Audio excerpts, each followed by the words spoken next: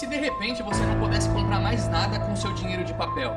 É, isso mesmo, aquele dinheiro que você juntou por anos debaixo do colchão. Bom, recentemente o governo vem anunciando o avanço com o Drex, que é o real digital. E isso gerou aí muito desconforto com especialistas ao falar que o governo vai passar a controlar cada vez mais os nossos gastos e saber tudo o que a gente vem comprando, como que a gente vem fazendo as nossas transações bancárias. Pois bem, será que é isso mesmo e que tem alguma justificativa a todo esse alarde? É isso que nós vamos discutir hoje nesse vídeo. Você está assistindo o canal Douglas Lex e aqui eu trago temas jurídicos, de negócios e política. Então, sem mais delongas, vamos direto ao tema do vídeo de hoje. Nos últimos meses, se você vem acompanhando, o governo vem falando mais e mais do Drex. Vem falando dos testes, dos avanços e até de uma possível previsão para 2026, que está logo ali, para o uso do Drex, que nada mais é do que uma moeda digital. E ali até existe uma certa polêmica se realmente ela está numa tecnologia de blockchain ou não. Existe até no próprio governo uma informação não muito clara com relação a isso, mas a informação, obviamente, outras moedas que utilizam o blockchain, a mais famosa é o Bitcoin e depois vem o Ethereum, tem diversas outras com certeza. Agora, o contrário dessas criptomoedas que são aí amplamente utilizadas ao redor do mundo é que elas não são centralizadas. O Drex, ela é centralizado pelo governo federal, tá?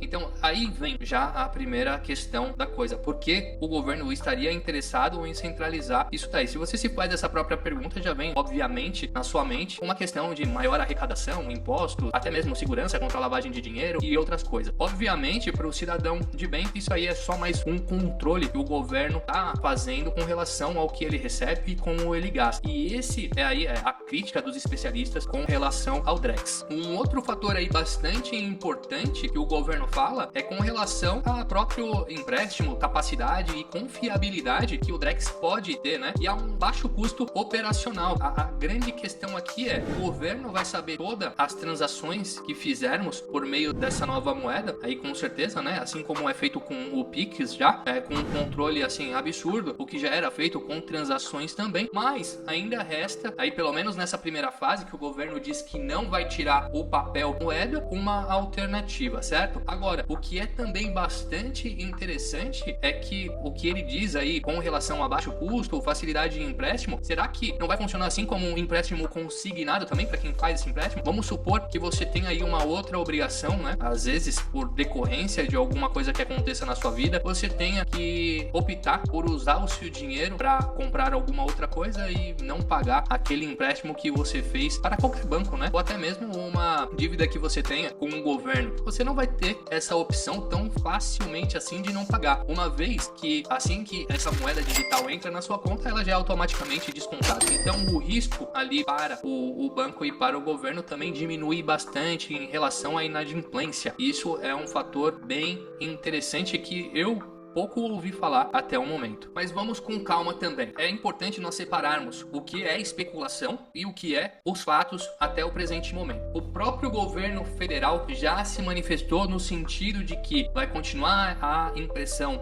do papel moeda normalmente, o Pix vai continuar. Nessa primeira fase de implementação, tudo continua igual, tá?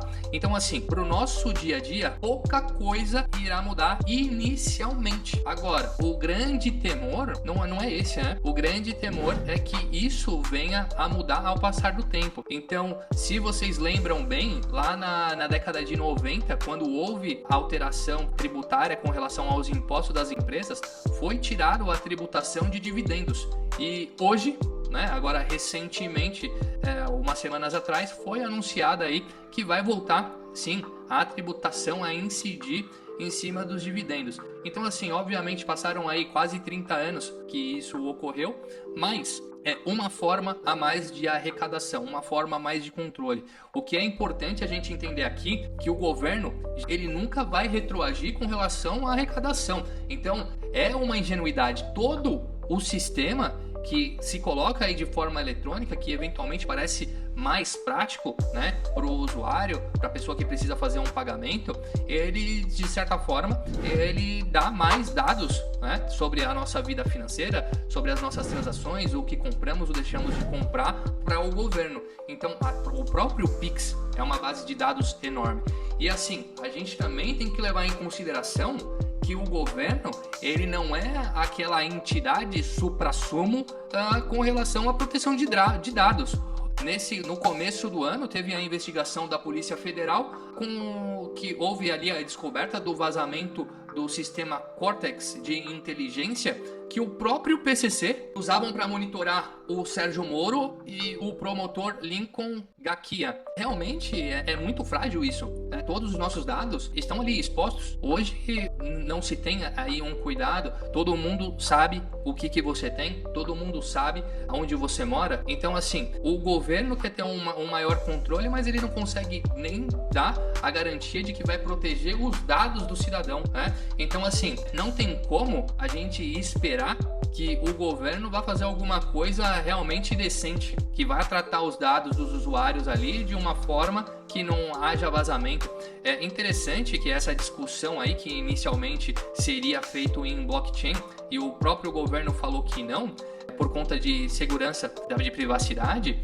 Agora, fica a dúvida se todas essas redes descentralizadas, né, elas estão utilizando esse sistema, que acreditam ser seguro esse sistema, porque o governo brasileiro ele entende que não. Será que é só a segurança ou não é conveniente para ele esse tipo de transação de uma forma criptografada? Nós precisamos pensar nisso daí também.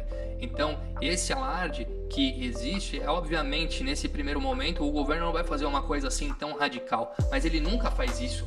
Ele começa aos poucos. Quando você já viu, você já está pagando, né? Você já está pagando o preço do pato. Então, isso é algo que nos preocupa. É algo que a gente fica ali mais apreensivo com relação a essas medidas do governo. Houve aquela questão do Pix, inclusive que o governo retroagiu, mas vai ser um mecanismo muito parecido também. Não podemos nos esquecer que a China tem o Yuan digital. E por incrível que pareça, e até parece uma piada, o governo ele já deu data para expirar os créditos daquela moeda digital se a população não gastasse em determinada data. Ou seja, se você quer poupar o seu dinheiro, se você quer fazer a economia com aquilo que você tem, hoje com papel ainda é possível, mas com uma moeda digital, o governo pode falar assim, olha, toda a moeda digital que teve o token de validação antes do ano passado vai expirar em 30 dias, em 60 dias, 180 dias, vai lá saber o que pode acontecer, para justamente ter um aquecimento econômico, para que as pessoas parem de poupar e gastem mais, para que aqueça, certo? Só que aí o que acontece? O governo está tentando salvar a economia, mas você está perdendo a sua liberdade, né, e controle sobre as suas finanças, do que é prioridade para sua família ou não. É super importante nós refletirmos sobre o avanço das tecnologias, né? Obviamente, é muito bom, principalmente se você é detentor daquela tecnologia vanguardista, né? Isso pode ser muito bom para um país. É realmente uma questão de soberania, uma questão, nós vemos agora, né, diante aí tantas guerras e até mesmo do Covid, a tecnologia desempenhar aí um papel de protagonista, de quem sai na frente com relação à cura, ou então de quem sai na frente em derrotar o seu inimigo. Mas essa mesma tecnologia que é utilizada para avançar numa frente de guerra, ela é utilizada contra os seus próprios cidadãos. Então a gente precisa refletir que toda conveniência traz vulnerabilidade para a pessoa, e isso em diferentes setores, né? Nós podemos falar até mesmo com relação à comida. É tão conveniente a gente pegar uma comidinha pronta, colocar no micro-ondas e pronto, daqui 2 minutos você já tem ali uma refeição. A conveniência é gigantesca, mas será que isso é bom para a sua saúde, ou você deixa ali a saúde mais vulnerável? A gente tem inúmeros casos aí de GPS, pessoas que se perderam e que infelizmente perderam a vida por entrar em um lugar errado. Eu lembro muito bem, até hoje, quando eu era criança, nós tínhamos que viajar de carro, coisa de 600, 700 quilômetros, e o meu pai ia estudar ali um pouco da estrada, como chegar em determinado lugar, tinha aquele guia da Michelin.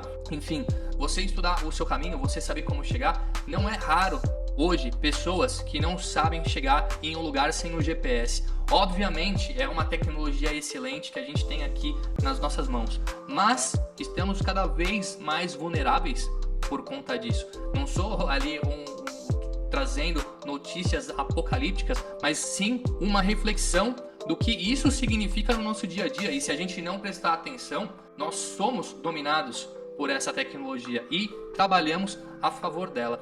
Então, isso é importante e isso se aplica para o Drex também. É uma tecnologia que vai entrar e com o tempo ganhar espaço e provavelmente aí sim parar realmente a impressão do papel. Tudo indica isso. Resta esperar por um futuro melhor e trabalharmos conscientemente com isso também.